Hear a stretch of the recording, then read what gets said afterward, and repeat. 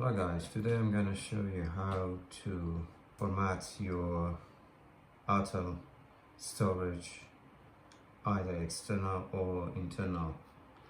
There's if you are on this menu, you can click on this one here. Just go system setting.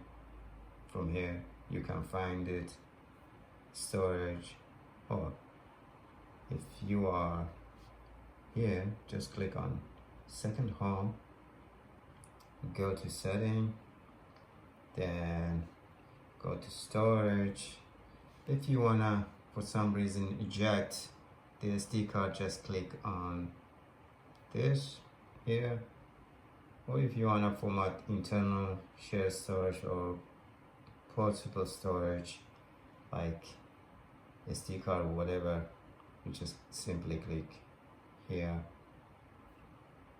and when this page is opened, just click on these three dots here and go to storage setting, and then again if you want to eject, click on this, and if you want to format, just click on format. It will format the card, delete everything, erase everything that inside the SD card with storage. You don't need a PC for that, or laptop, anything to do this. Just simply you can do this.